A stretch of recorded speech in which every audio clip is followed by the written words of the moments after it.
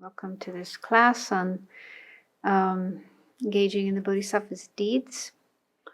So to make sure that our motivation for being part of this session is an altruistic one, let's take a few minutes to contemplate a few things. So we ourselves want happiness, we want good experiences. We want to feel safe, protected, loved, cared for, appreciated, and to have our needs fulfilled and our wishes fulfilled. There's nothing wrong with feeling that way. We actually deserve to be happy. We shouldn't have to suffer or face bad experiences. And the same is true for everyone else, every human being and every living being also just wants to be happy and have good experiences. And nobody wants pain or problems or bad experiences. So this is universal. It's something we have in common with all living beings. But unfortunately, we don't always have the happiness we wish for, and we continuously face problems that we don't wish for. And this is because, according to Buddhism, there is within our mind afflictive thoughts and emotions, mistaken ways of thinking like ignorance, not seeing reality, and other afflictive emotions like attachment, greed, anger, hatred, jealousy, pride. So we're born with these. We didn't learn them from anybody. They came with our mind from past lives. They've been there from beginningless time. It's not our fault. It's not the way we chose to be, but it's just the way things are in samsara. We happen to be in samsara. So because of these afflictive thoughts and emotions in our mind, we're confused. We do things to try to find happiness, but they often backfire. We may do the wrong things and create suffering instead of happiness. And we tend to avoid doing the things that actually will bring happiness. And this is just because of confusion. Our mind is confused, not clear and correct much of the time. But fortunately, this situation is not something that will last forever. There is a way to change our mind, transform our mind, free our mind from these afflictive thoughts and emotions, and cultivate thoughts and emotions that are positive, constructive, beneficial, that really do bring happiness and peace. The Buddha, who was once like us, an ordinary being, confused, suffering, found a way to transform the mind. He did it in his mind, brought his mind to the state of enlightenment or awakening. And then he spent the rest of his life teaching how to do this. The recipe for genuine happiness and peace of mind and freedom from suffering. We're really fortunate that we have the chance to learn these teachings and want to practice them and are practicing them to the best of our ability. So let's do this not just for our own benefit, our own happiness, but for the benefit of others, the benefit of all living beings. If we can bring about a transformation of our own mind, we'll be in a better position to help others do the same. So as we're listening to these teachings, thinking about them, reflecting on them, let's wish that whatever transformation we bring about in our own mind will enable us to be more helpful to others, bring about benefit and peace, freedom from suffering for all living beings.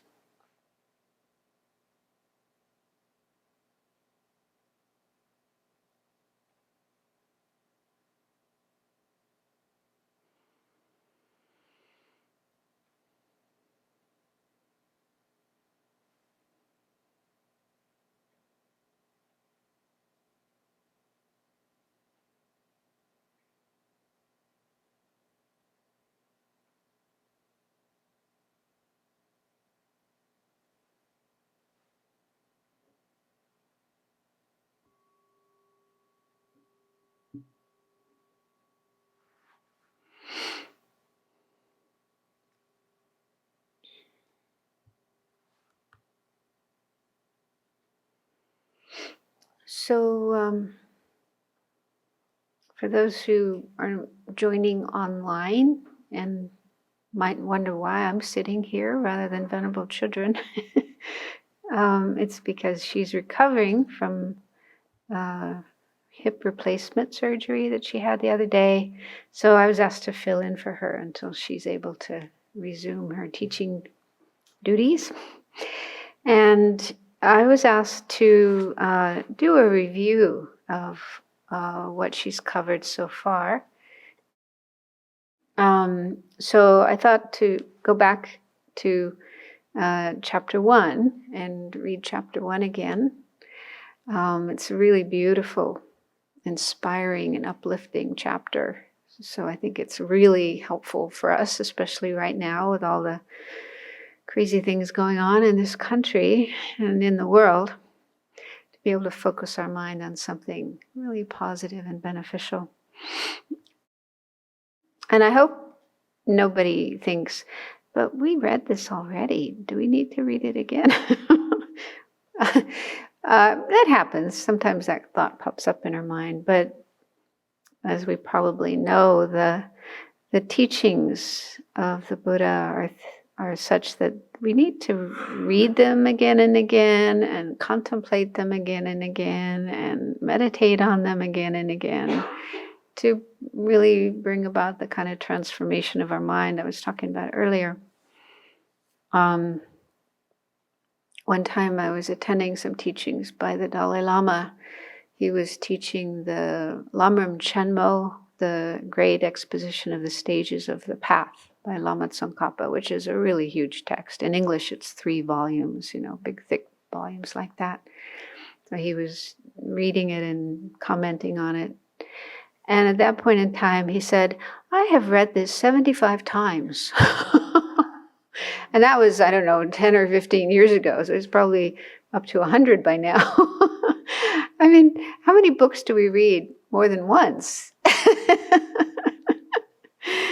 But, it's the nature of Buddhist books, Buddhist teachings. They are meant to be read again and again, and not just quickly rushed through and then put aside for another book. But each time we read them and think about them and meditate on them, it benefits our mind, makes the teachings go deeper in our mind.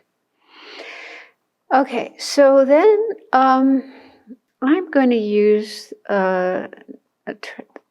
the translation of the text from FPMT. It was translated by To Suki. It's very similar to Stephen Batchelor's, so if you're using that, you won't have any trouble following it. I mean, all the different translations are quite similar. So I don't know if you have these files. I think they were made available to you in the past. There's one file that has just the root verses translated by Sugi, and another file that has the root verses plus a commentary by the abbot Drakpa Gyaltsen. I like that commentary. It's kind of nice and clear. So that's the one I'm going to use.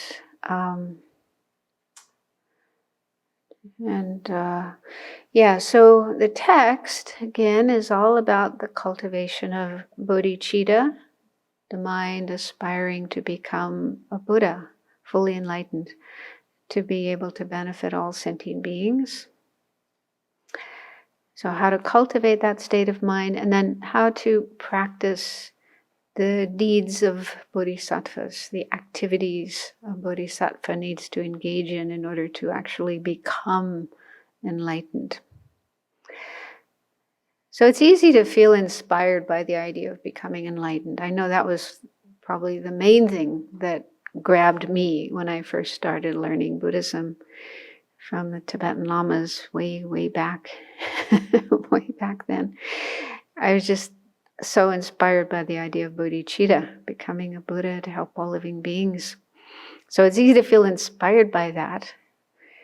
But we have to understand that that is only possible if we create the causes, the right causes. So it's similar if we want to have a nice garden with lots of vegetables and flowers and fruits growing. we have to do some work. We have to, make the soil ready and plant the seeds and water them and take care of the little plants as they're coming up. So a lot of work to make a garden, as people here know. So enlightenment, Buddhahood, is similar. It's like an abundant harvest of excellent qualities and abilities to benefit all living beings. Not just in a temporary way, but in an ultimate way, helping all living beings be free of suffering and the causes of suffering, and help them have genuine happiness and up to full enlightenment, becoming Buddhas themselves. So if we want that kind of harvest, we have to put time and energy into creating the causes for it, planting the seeds and taking care of those little seeds as they're growing. And so it does take time, it does take energy. And so where do we get that energy? It's by understanding the benefits of cultivating bodhicitta, the mind of enlightenment. So that's the subject matter of chapter 1, the first chapter. So this first chapter of the text is it's all about the benefits, and it has 36 verses. Some of the verses are really beautiful, inspiring. So again, we need to understand bodhicitta isn't something that's just going to pop up in our minds all by itself, spontaneously, unless maybe in a past life you did do all the work, you put in a lot of time and energy to create the causes for bodhicitta. So then in this lifetime, it might just pop up easily and naturally. But if that doesn't happen, if it's a struggle, if you're still struggling with self-centeredness and, all the other afflictions, then that shows, we need to put more time and energy into creating the causes. And there are causes for cultivating bodhicitta. There's 2 main methods for cultivating bodhicitta, such as the 7-fold or 7-point cause and effect method, and another method that has 5 points. It's called equalizing and exchanging self with others. And that's the main method in this text. And it doesn't come until later, I think chapter 8. But anyway, we've all heard it before and done meditation on it before. So we do know the methods for cultivating bodhicitta.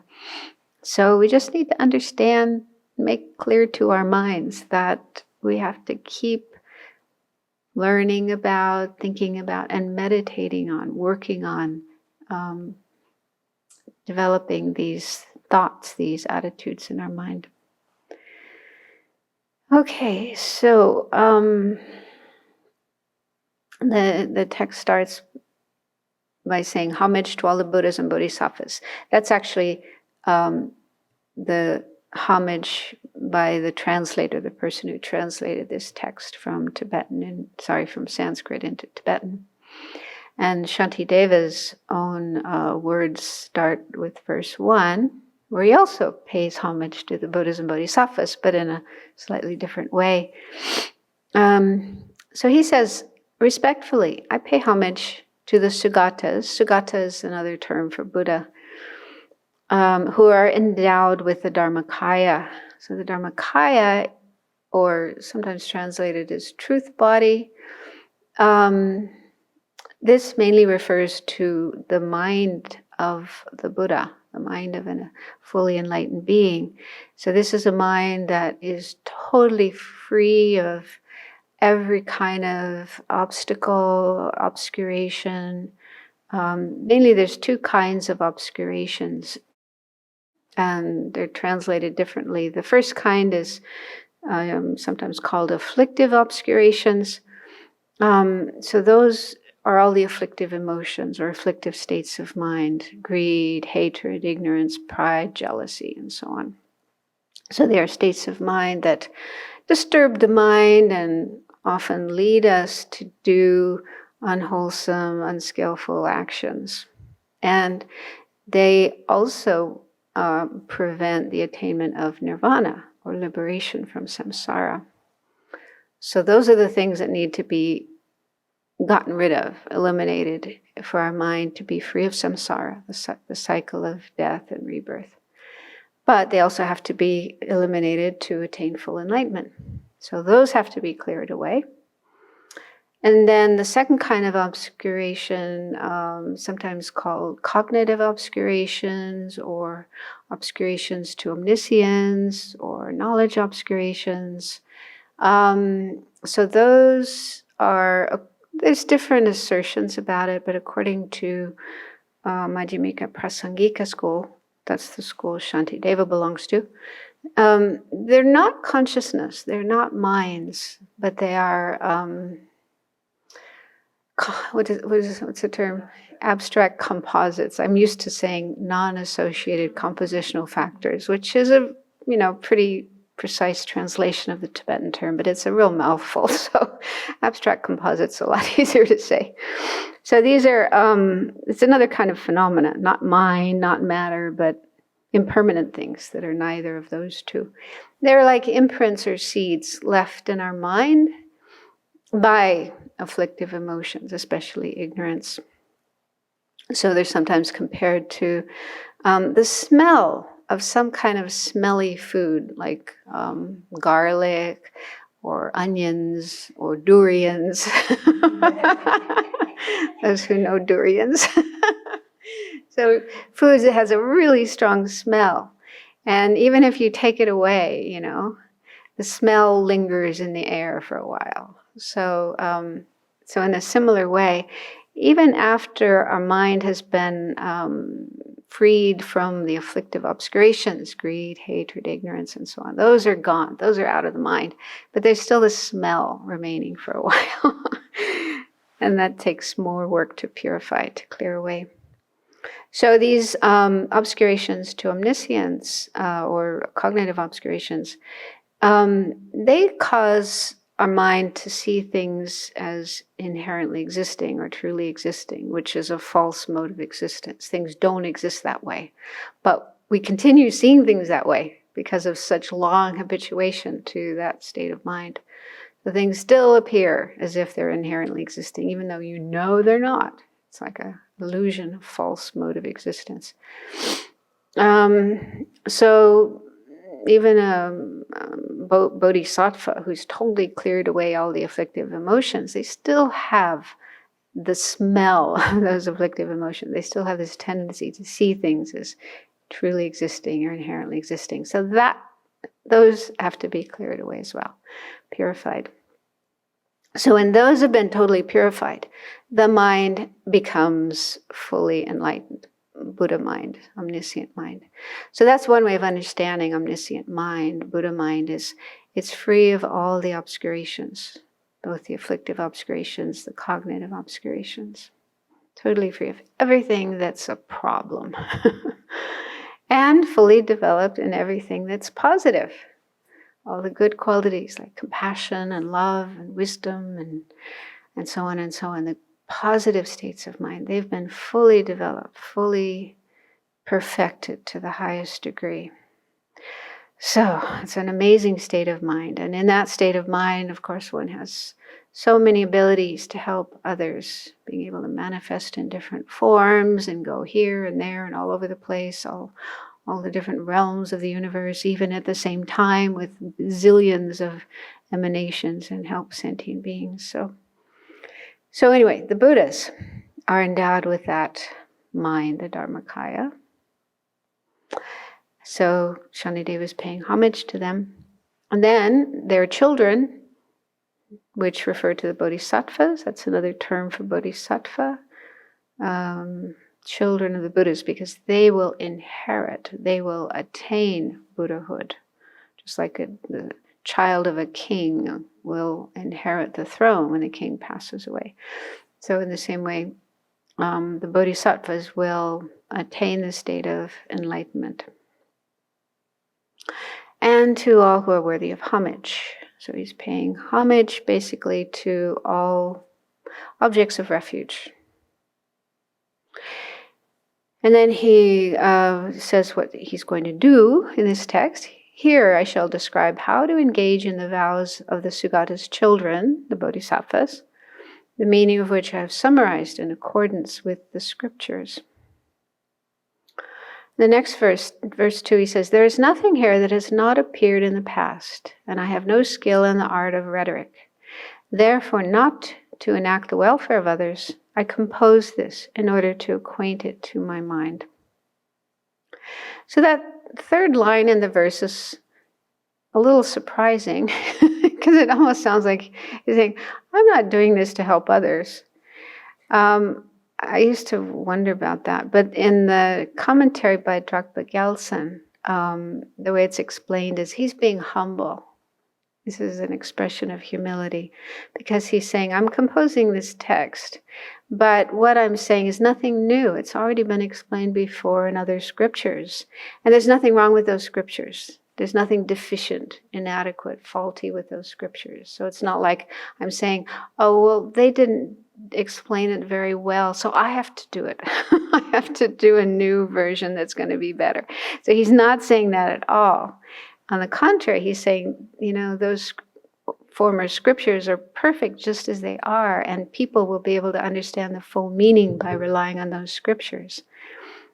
So, yeah, he's just being very humble. And he's also saying, I don't have skill in rhetoric. I'm not really, which obviously is not really true because it's such an amazing text.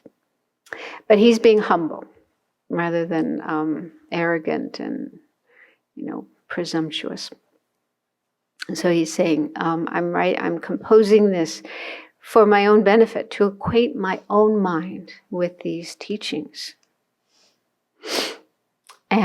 But he does say, there might be some benefit to others. So he says that in the next verse. He says, "For due to acquaintance with virtue, the force of my faith will for the time being increase because of these.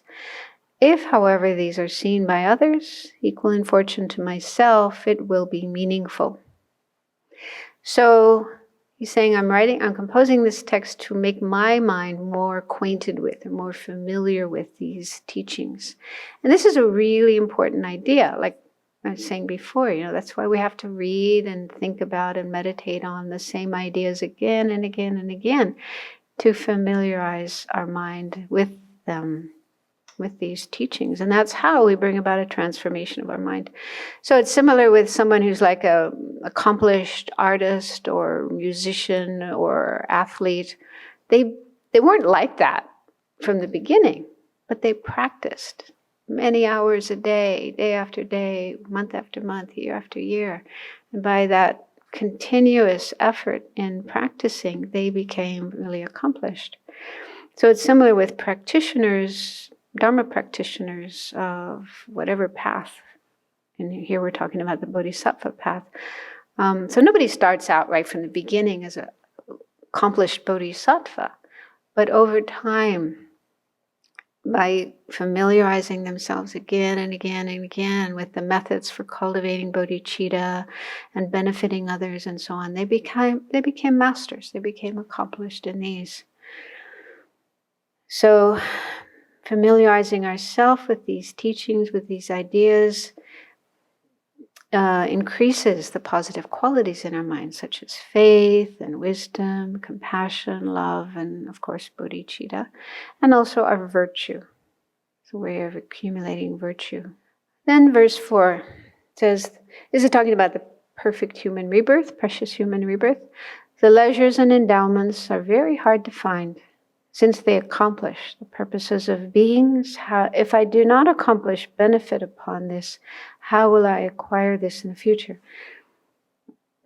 So this is a topic we've heard many times and meditated on many times, but again, it doesn't hurt to hear about it again.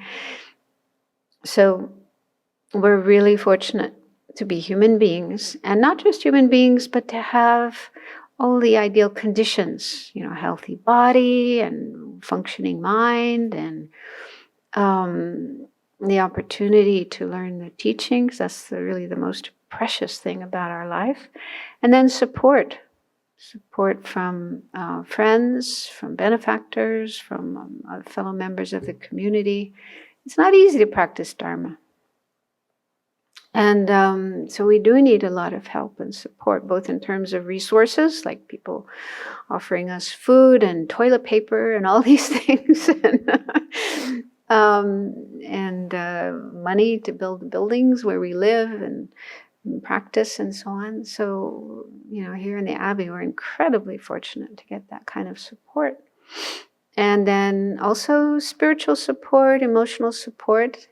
Just practicing all by yourself is really hard. Some people are able to do it. They go off into a cave or a hut somewhere and they can just stay all by themselves and keep going. But that's real hard to do. Not everyone is able to do that. So it's really helpful to have a community of practitioners dedicated to the same goals and supporting us when we get down or sick or whatever.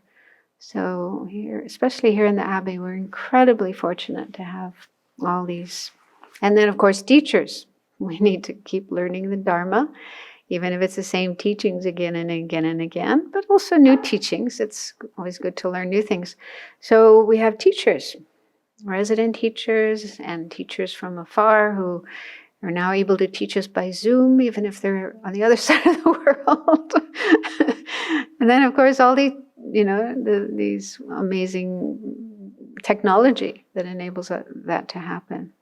So we're really, really, really fortunate, and not easy to have this kind of situation with all these conditions. So we really must, enthuse ourselves, inspire ourselves to use it wisely and skillfully. And the best way to use this life is practicing Dharma, especially the Bodhisattva's path, working for enlightenment to benefit all living beings.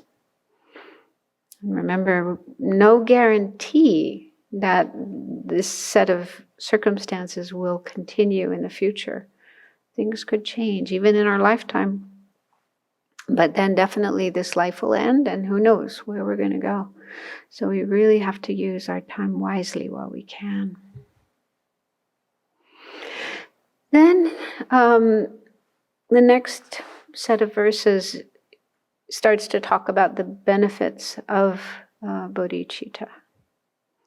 So verse 5 says, just as a flash of lightning brightly illuminates for an instant within the clouds on a dark night, likewise in this world, through the might of the Buddha, merit and intelligence occasionally occur for once. And the next verse says, hence virtue is perpetually feeble, the great power of negativities horrible. Except for a mind of complete enlightenment, by what other virtue will it be overcome? So he's saying here that in the world, there's a lot more negativity than there is virtue and merit and, positive thoughts. Sounds kind of, depressive. I like to think, there is a lot of good in the world. Like, as usual, the news is all about the crazy things, the negative things, the harmful things that are going on. But we have to remind ourselves, I have to remind myself that, there's so many acts of kindness happening every single day, probably every minute.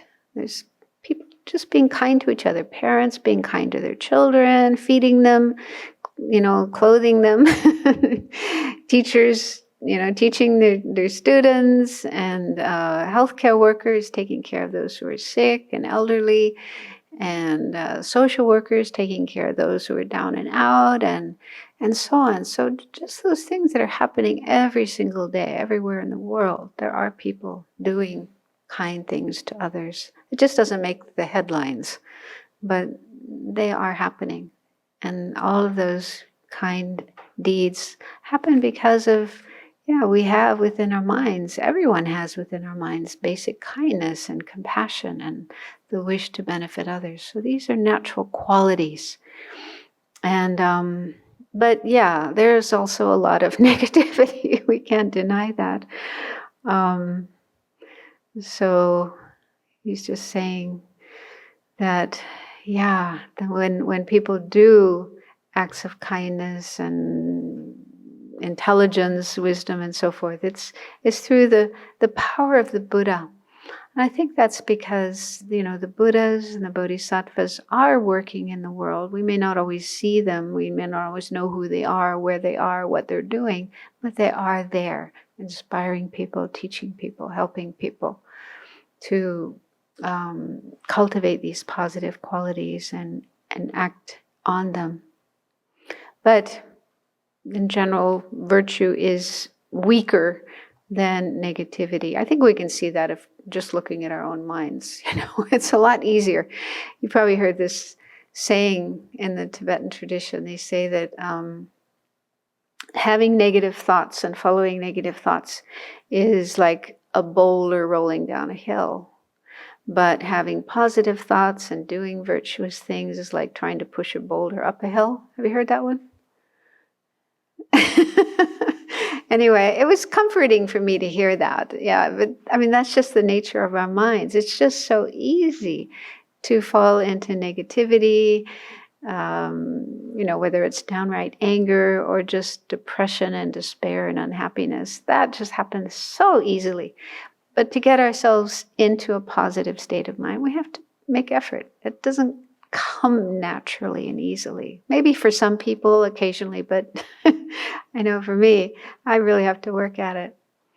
So it's just kind of comforting to know, well, that's just the nature of things. That's the nature of our existence in samsara.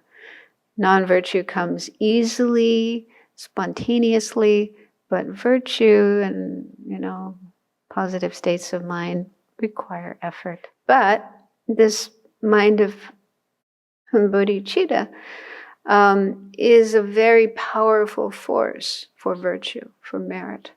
So if we have the chance to cultivate this state of mind and do things with that motivation of bodhicitta, then we're able to create a vast amount of merit. So it goes on to say, verse 7, all the lords of subduers, that's another term for Buddhas, who have contemplated for many eons have seen it to be beneficial. For by it, the immeasurable masses of beings will easily attain the supreme happiness. So it's saying all the Buddhas agree, and they've thought about this for a long time, many eons.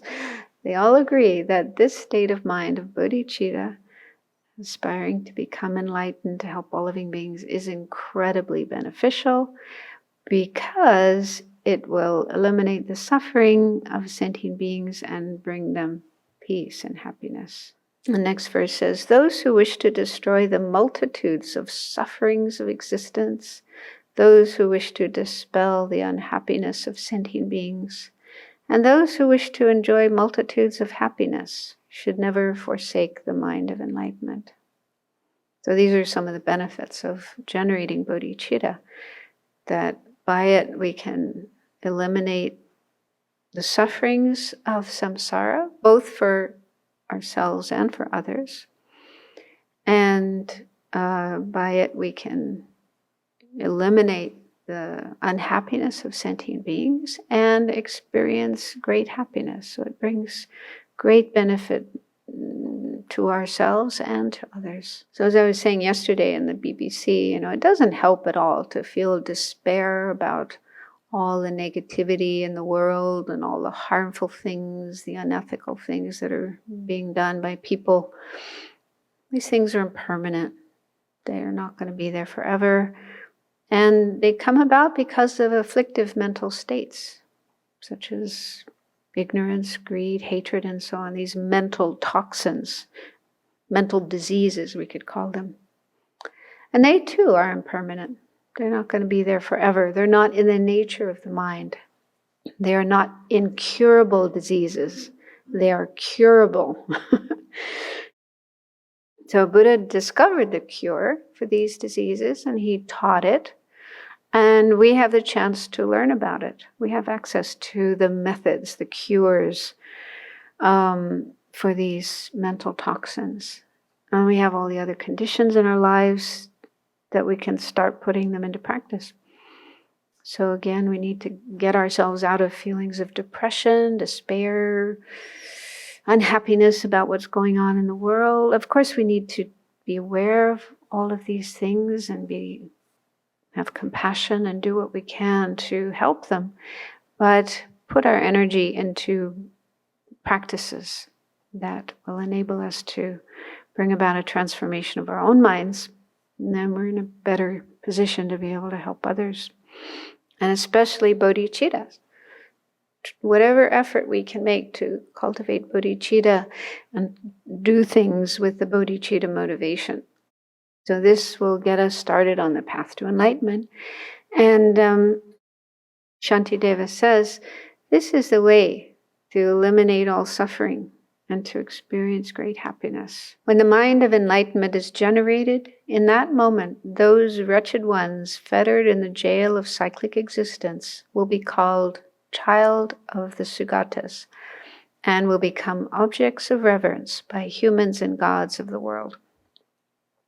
So when someone generates bodhicitta, I think this is talking about uncontrived bodhicitta, natural, spontaneous.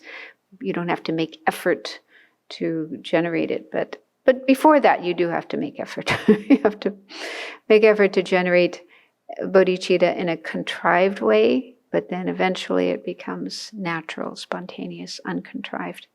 So when it gets to that point, then the person gets this name, child of the Sugatas, or Bodhisattva. And this person is worthy of reverence by everybody, human beings and gods. So, for example, we can look at His Holiness the Dalai Lama. So many people, not just Buddhists, but people of other religions, and even politicians, and even, scientists, and all kinds of people recognize his wonderful qualities and feel great respect for him. And it was funny, I just remembered one time long ago, I was teaching in North Carolina, and Jesse Helms, Jesse Helms, he was a senator, I think. I don't know if he's still alive or not, but he was a senator for a long time, and I guess he was something of a racist, and but apparently he really liked the Dalai Lama. So there was one time a friend of mine from over there was at a teaching, and I guess Jesse Helms was there introducing the Dalai Lama, and it looked like they were great friends, and she was just like, she had a very different view of Jesse Helms.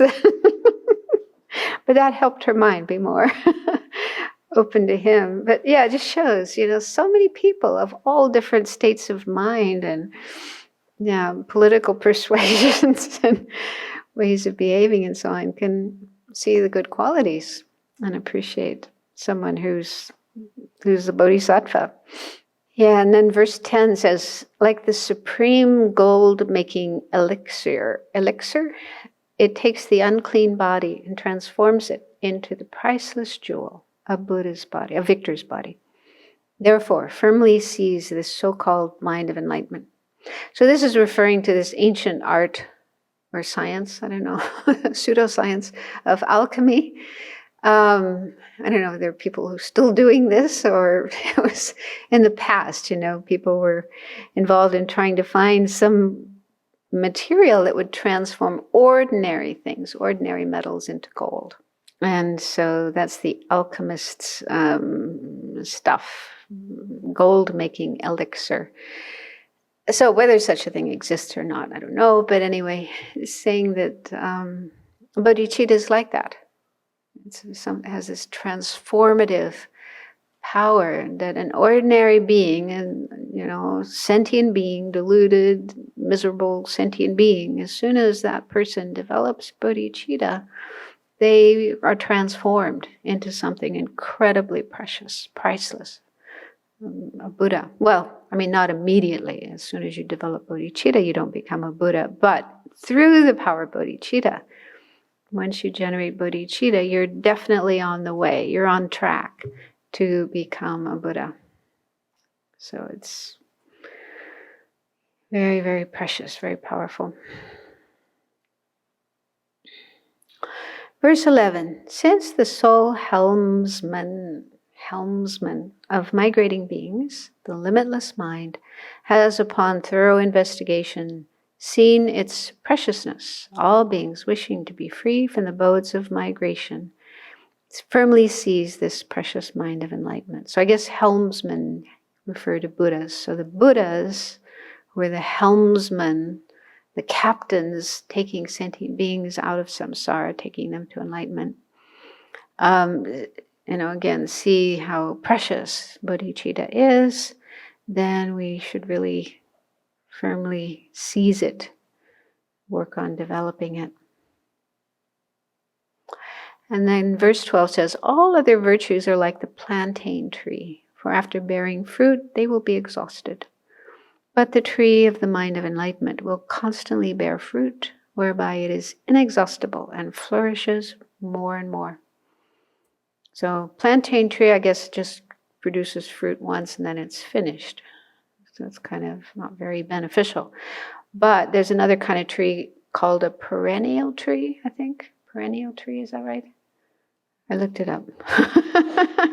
Yeah, that's a tree that keeps bearing fruit every year for a long, long, long time, maybe forever. So he's saying other kinds of virtue are like the plantain tree.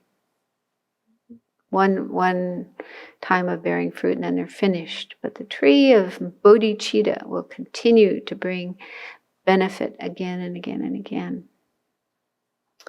So it's said that when we do something with bodhicitta motivation, then we're creating the cause to become enlightened. So it becomes the cause to bring enlightenment. That's the long-term goal.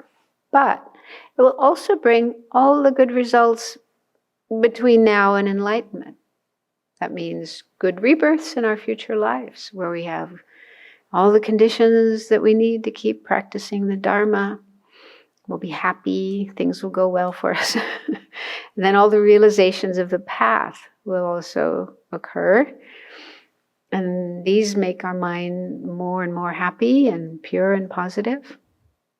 So doing things with bodhicitta doesn't just bring the long-term goal of enlightenment, but all the good things on the way to enlightenment.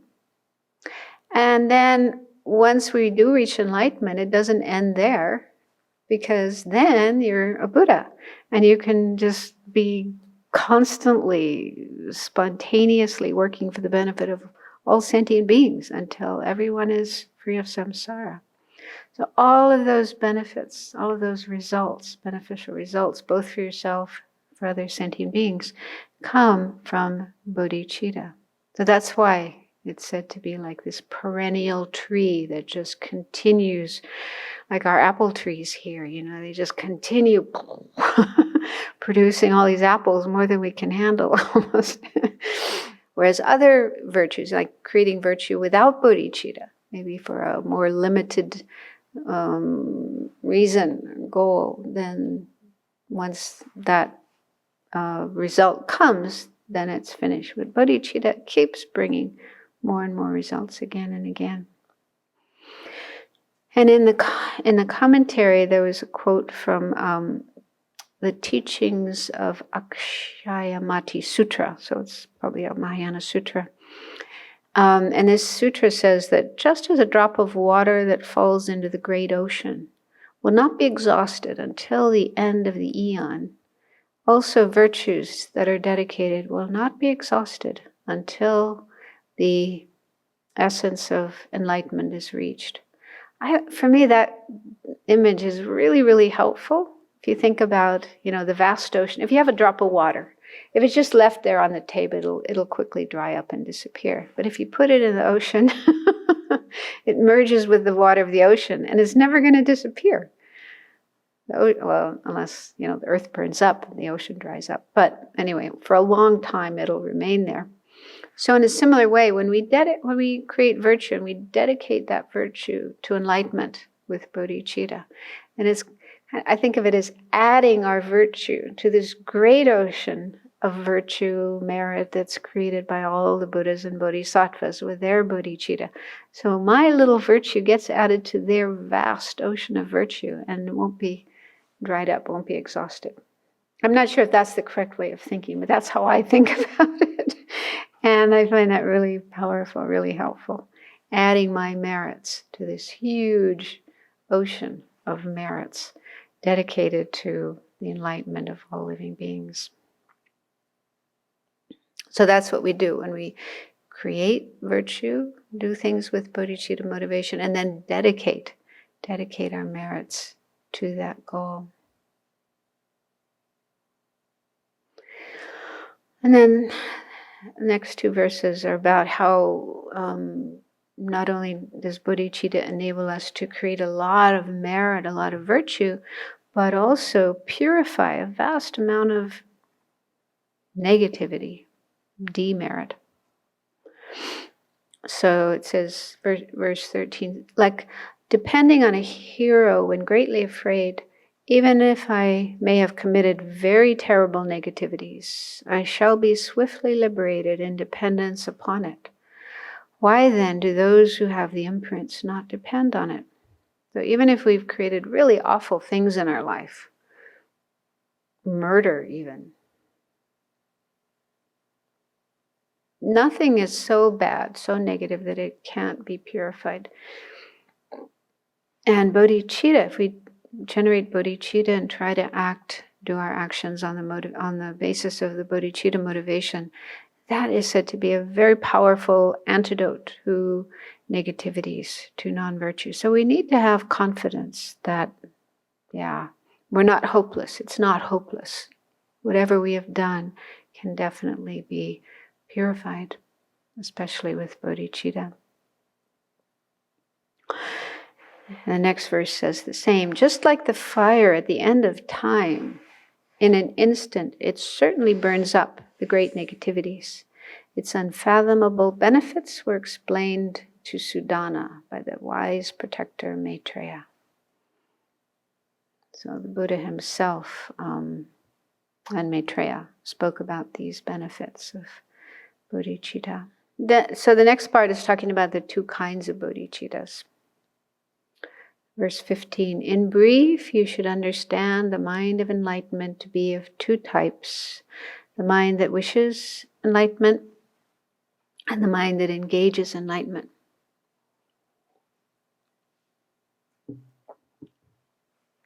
So these two are often called wishing bodhicitta or aspiring bodhicitta.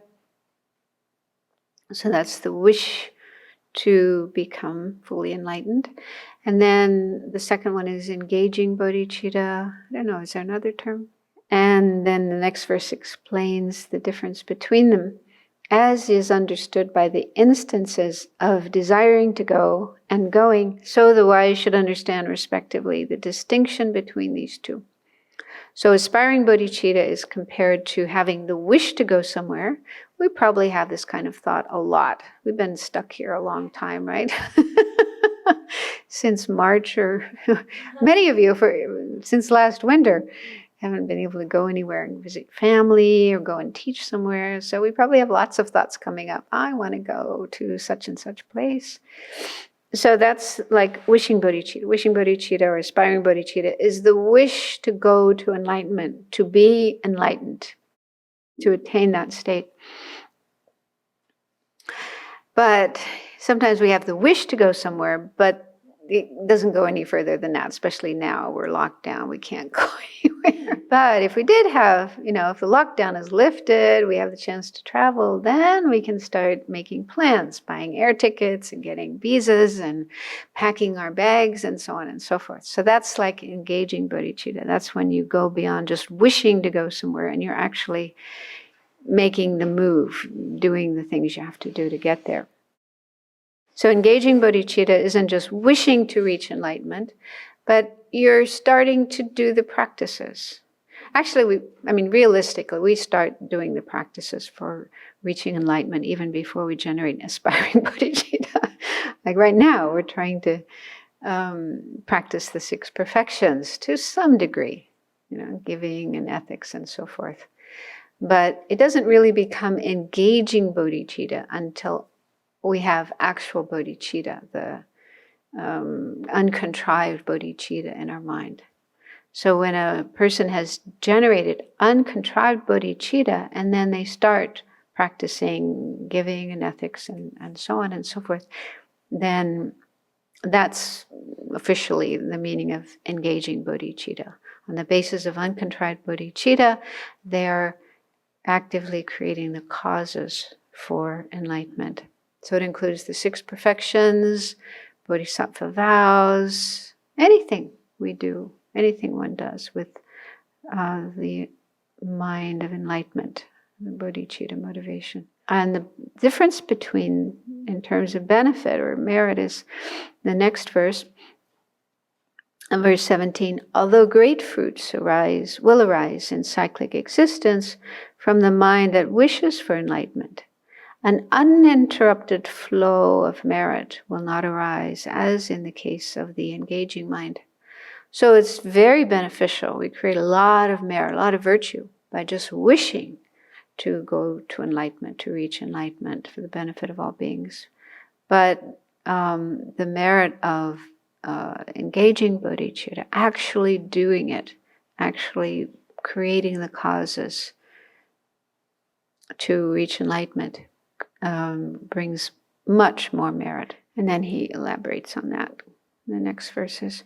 Verse 18, for one who has perfectly adopted this mind with the thought never to turn away, for the sake of totally liberating the infinite realms of sentient beings, from that time onwards, even while asleep or lacking conscientiousness, a force of merit equal to the sky will continuously ensue. So for someone who has generated this uncontrived bodhicitta and has become an actual bodhisattva, even when they're asleep or if their mind is distracted, even during those times, it said that a force of merit equal to the sky will continuously ensue. So they're creating merit even when they're asleep. And I seem to recall, I was looking for the source this morning, but when I was studying in the master's program, one of my teachers said, from the time you generate uncontrived bodhicitta, your mind is never separate from bodhicitta.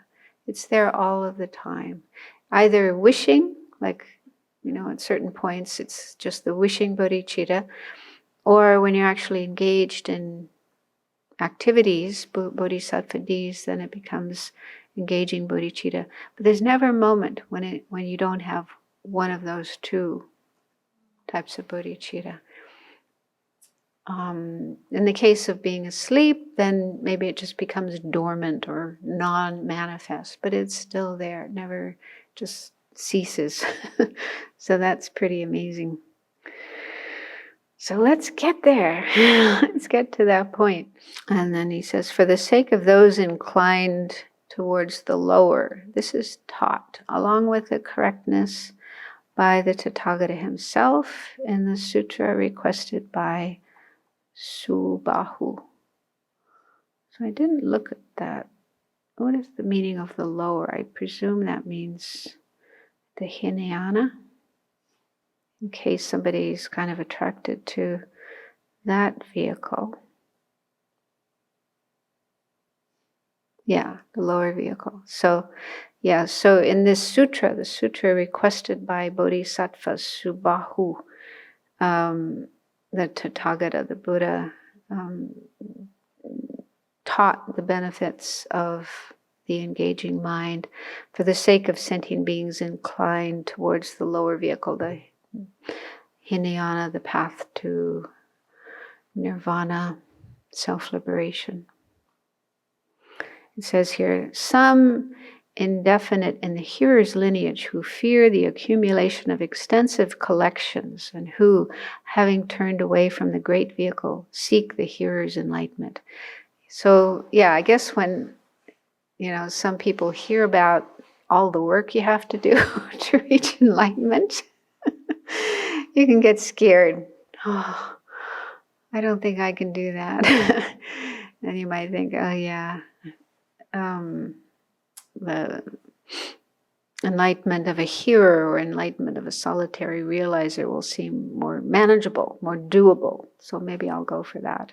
So the Buddha taught this in order to change their minds and get them back into the great vehicle, the Mahayana. Okay, then verse 21 says, if even the thought to relieve sentient beings of merely a headache possesses the attitude to benefit and possesses boundless merit, then what need is there to mention the desire to dispel the boundless unhappiness of each sentient being and to accomplish boundless good qualities of every single one of them?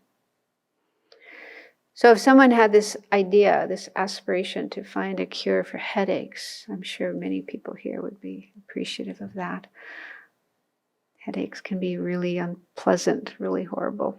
So if somebody could find a cure for headaches, especially migraine headaches, that would be amazing.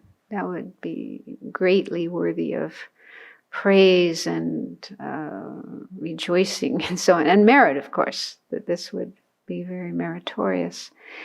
But that's wishing to eliminate just one type of suffering that sentient beings have. And even if someone did find a cure for headaches, for migraines, there's still so many other kinds of suffering, so many other kinds of physical diseases and troubles, physical troubles with our body, and also mental and emotional ones, and so on and so forth. So there's so many other sufferings and causes of suffering that sentient beings have to face. So a bodhisattva is somebody who doesn't just want to eliminate one kind of suffering, but every single suffering and cause of suffering for every single sentient being. Kind of amazing, inconceivable. So someone who has such an attitude, such a, not just wish, but is actually engaged in doing that, doing what it takes to eliminate every single suffering. So this is really amazing, really worthy of respect and praise and support. And then verse 23 says, who has such an altruistic intention as this? Do even fathers and mothers have it? Do the gods and sages? Does even Brahma have it? So mothers and fathers, of course, love their children and want their children to be free of suffering. But their idea about what constitutes suffering and what needs to be done to eliminate the suffering of their children will be limited by they just don't know all the different kinds of suffering that their children might encounter, and also what are the causes of those sufferings. So parents are often helpless when they see their children physically ill or in pain or mentally, emotionally unhappy. You know, they really, really want to relieve their children of their suffering, but their knowledge and their ability to do that is very much limited. And also, you know, to eliminate every single suffering that their children have, not just the obvious ones, but the karma, the afflictions in the mind, this whole situation of dying and taking rebirth over and over and over again. Most mothers and fathers probably have no idea about that and have that kind of wish, that kind of intention for their children, unless the parents are bodhisattvas. But ordinary fathers and mothers don't have such an intention. And the gods, the sages, again, those who are not bodhisattvas would not have such an intention. Brahma is one of the gods in the Hindu pantheon. He's in the form realm, so he's pretty high up there. But and also he's said to have, you know, immeasurable love and compassion, and those four immeasurables, the four immeasurable thoughts, they're also known as the four Brahma Viharas. So that means the abodes of Brahma. Brahma has those states of mind. So he does have a great deal of love and kindness and compassion, but how far does that extend? Does it extend to the thought, I am going to relieve every single sentient being in the universe of every single suffering that they have and its causes and lead them all to enlightenment? So probably not. So if those beings have not even dreamt before of such an attitude for their own welfare in their dreams, how can they generate it for the welfare of others? So, even for oneself, everybody wants happiness for oneself. Everyone wants to rid themselves of suffering. But again, most people's ideas of what that means is very limited. We don't know all the different kinds of suffering that there are and the causes of those sufferings and want to free ourselves from them, and all the different kinds of happiness that are available up to enlightenment and want to achieve those for ourselves. So even for oneself to have all those happinesses and freedom from suffering, most people don't think that way. So in the next verse he says, such a mind of welfare of sentient beings does not arise even for their own sake. Yeah. So that's something to think about. He's stating that, but we need to check if that's true or not. We can ask ourselves, do I think that way for myself? Do I think of eliminating every single suffering and cause of suffering for myself? Am I dedicated to doing that? I mean, of course, the hearers and the solitary realizers want to free themselves from suffering and achieve happiness, but their idea of happiness is nirvana, solitary peace. Still not the full enlightenment of Buddhahood, full awakening. So what they achieve for themselves is elimination of all the afflictive obscurations, the obscurations that prevent nirvana, but they don't eliminate the second kind of obscuration, the obscurations of omniscience. Whether they even know about them is another thing. But, they're content with just eliminating that first kind of obscuration and reaching nirvana. But their mind still has these other obscurations that prevent their mind from being fully enlightened, fully perfected, and able to benefit all living beings. So they are the ones who probably have the highest degree of wish for happiness for oneself, but still it's limited, not as full as the mind of bodhichitta, mind of enlightenment. Does that make sense? I don't know if I'm just babbling, but he's just saying, look at all the beings around the world, and can you find any example of anyone who has such a mind of wishing for happiness and wishing to relieve suffering as the Bodhisattvas do? So then he says, an outstanding jewel of the mind, an unprecedented wonder is born. So if you do this kind of investigation, you will come to the point where you think, wow, bodhicitta is amazing. An unprecedented wonder. Verse 26 says, how can I fathom the merits of this jewel mind, the cause of joy of all migrating beings, and the panacea for the suffering of sentient beings? You say, when we first hear about bodhicitta, we might think, oh yeah, that sounds good. I want to do that. But, in my experience, especially when I did the master's program and we studied the ornament for clear realization, the Abbey Samayalamkara, which really explains the details of the Bodhisattva's path. It's like, yeah, there's a lot that you have to do to reach enlightenment, a lot more than you find in the Lam Rim or in Lojong. It's really awesome, amazing, the things that that have to be done in order to actually become a Buddha, fully enlightened. It's pretty amazing. So to take that on, to take on that commitment is really amazing. It's really a awesome thing.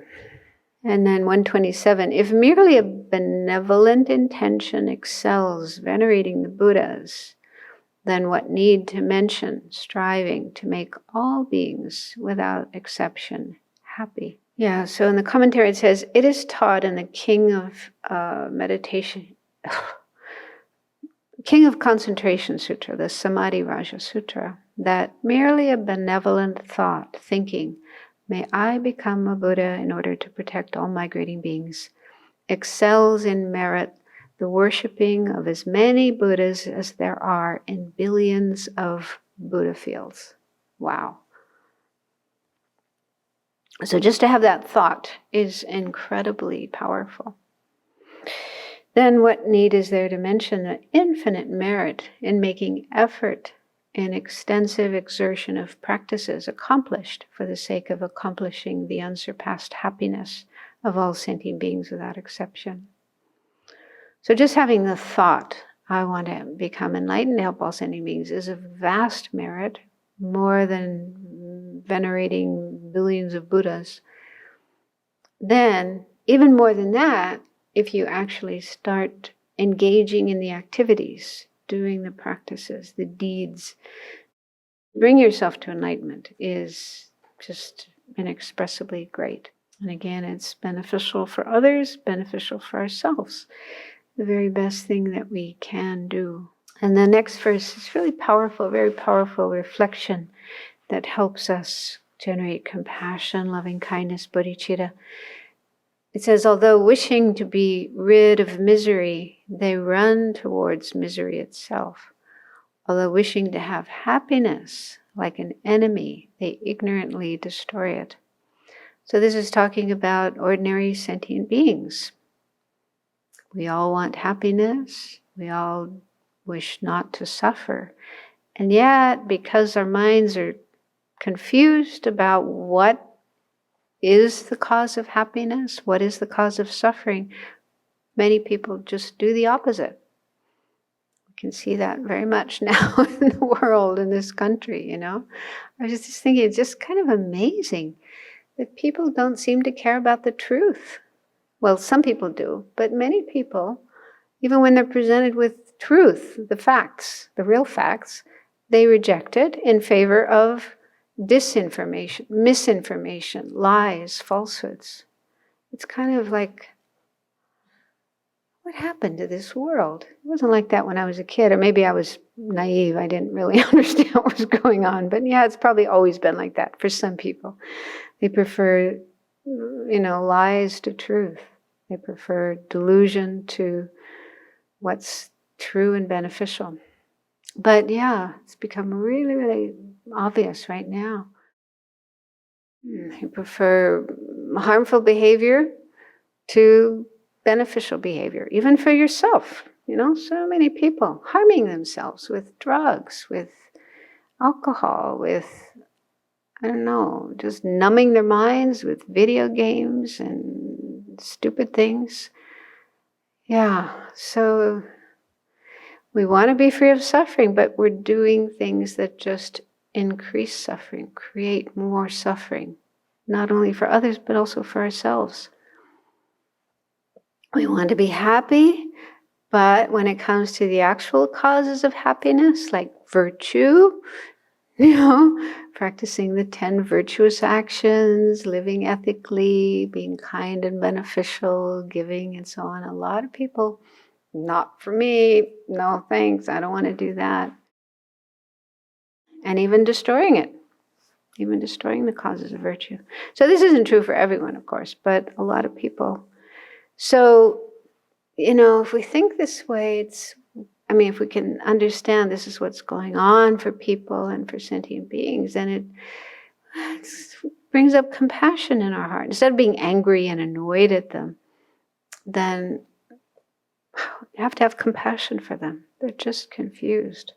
They're just doing the opposite of what will really bring genuine peace and happiness. So I seem to recall listening to teachings, the Lama's teachings. They often quote this verse, and to help us, generate compassion and the bodhicitta motivation. It's so true.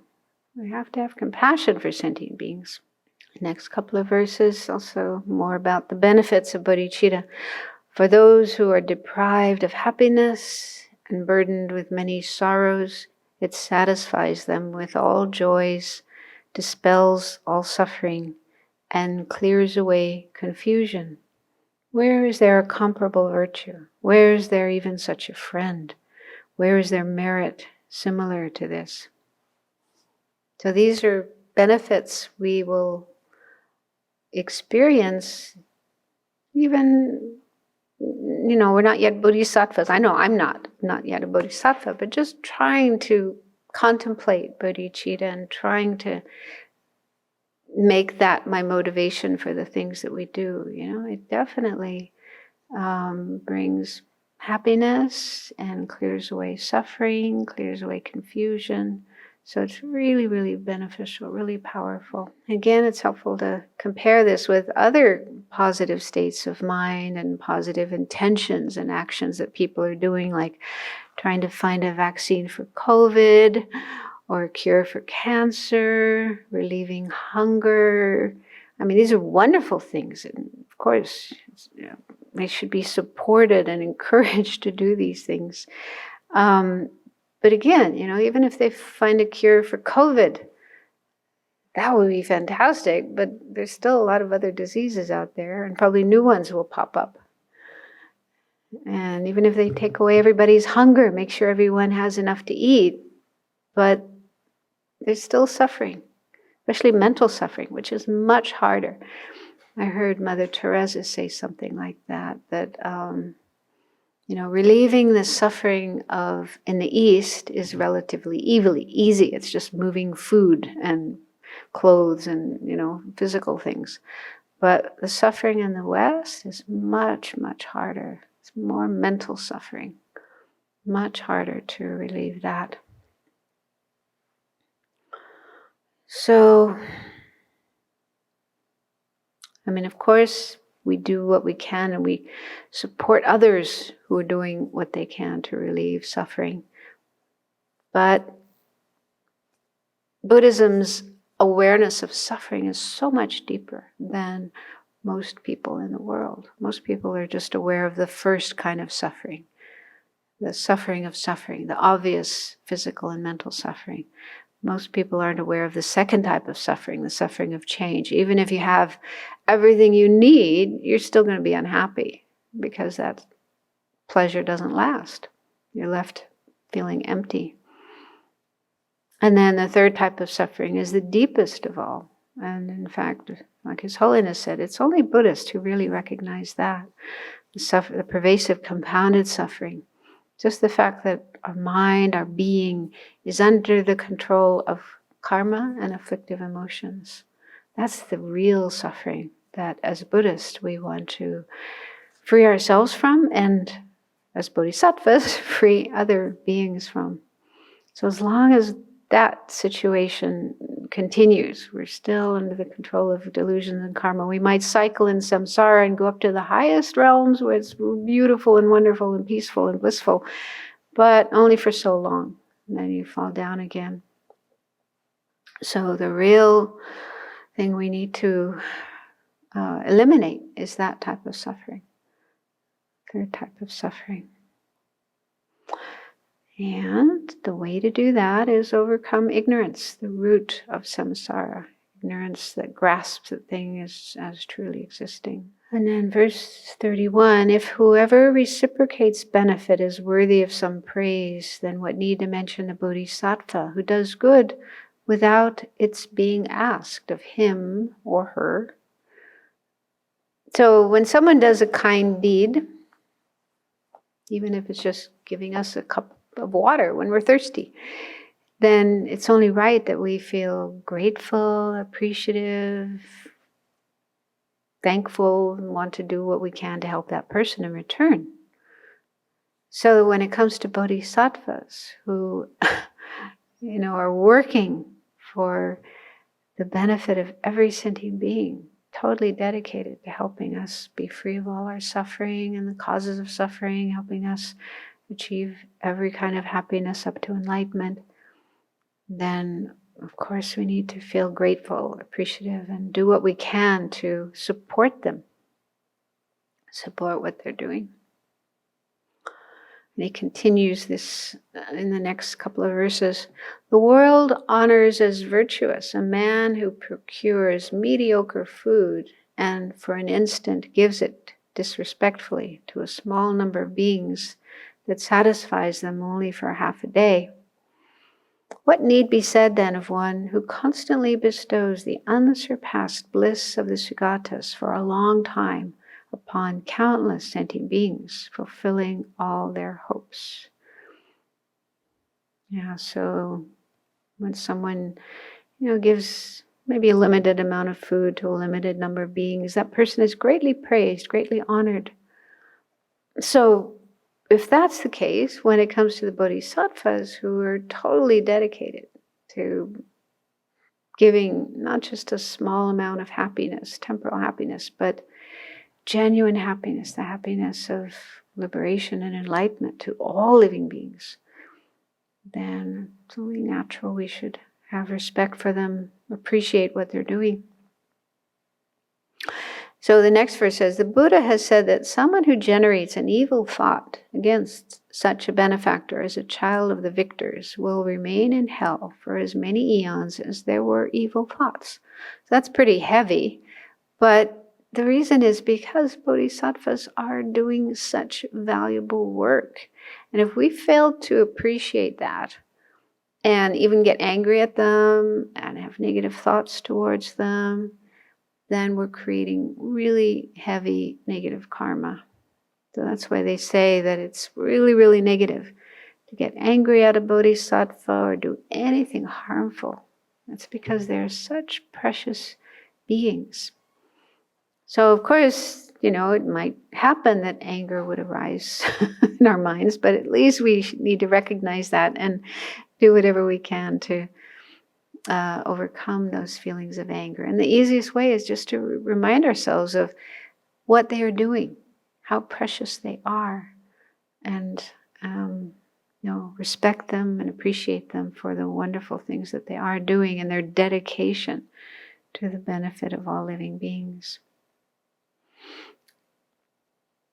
And we need to understand that this negative result of being angry at a bodhisattva is not because a bodhisattva will get angry at us in return, because the next verse says, but if one acts out of an attitude of faith, its fruits will multiply far more than that.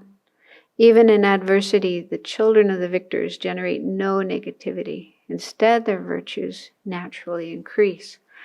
So even if we do get angry at a bodhisattva and yell at a bodhisattva or do anything harmful, the bodhisattva will not get angry, will not think, you blah, blah, blah, blah, and want to harm us in return, because their practice is to have compassion for all sentient beings, even those who may harm them. So that's not why it's so bad, it's so negative to get angry at or harmful towards a bodhisattva. It's bad for us, because of our failure to appreciate their incredible, wonderful qualities and, feel that respect for them and want to support them. And then this verse also says the benefits, if we have faith in the bodhisattva and respect them, support them, help them, and so forth, then there's a great amount of merit, virtue in doing that.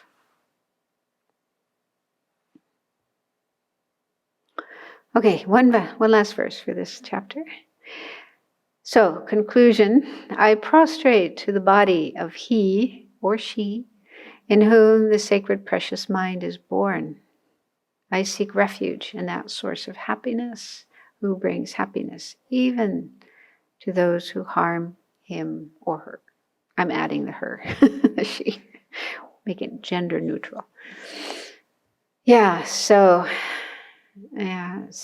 if we can really rejoice in those who, even if they're not yet bodhisattvas, but trying to generate bodhicitta in their mind, trying to engage in bodhisattva deeds, trying to go in that direction. So it's really important that we rejoice in what they're doing, support them in what they're doing, appreciate them, and Try not to get angry at them or critical of them or do anything to hinder what they are doing. Okay, so that was good timing. What if we doubt that bodhisattvas can actually help sentient beings? Does it create negative karma? So do we create negative karma by having doubt that bodhisattvas are able to do that? I don't think so. There's three kinds of doubt, depending on where you're leaning. One kind of doubt is leaning in the positive direction. So there you have doubt. You think, yeah, I'm not sure if bodhisattvas can really do all of that, but maybe they can. So you're kind of leaning towards a positive conclusion. That's not negative. The Dalai Lama says it's actually good to have doubt. We should have doubt. We should investigate. That's what Buddha encouraged us to do. Don't just blindly believe what he says, but investigate, check, analyze. So that kind of doubt is healthy. And then there's the other kind of doubt, which is on the opposite end, and that's leaning in the negative direction. That's where you think, I don't know if bodhisattvas can really do all of that. Probably not. It's probably just a lot of, stories that aren't true. So you're leaning away from, accepting that bodhisattvas can help. So that's said to be a negative doubt, because if you're not careful, that can lead you into wrong view, where you reject, no, bodhisattvas are just fooling themselves and fooling everybody else. It's impossible for them to help all sentient beings. I don't believe that at all. So you can actually go to that extent of wrong view, denying that such a thing is even possible. So that kind of doubt is negative. And then there's a third kind of doubt, which is in the middle. Kind of leaning this way and then leaning that way, and you're just really not sure. So that one is also a little dangerous, because it could go in the negative direction, but it could also go in the positive direction. So it's good to have doubts.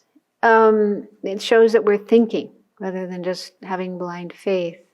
But we shouldn't just get stuck in our doubts, because that can be paralyzing, that can be immobilizing. You just, I don't know. And then you can't move forwards.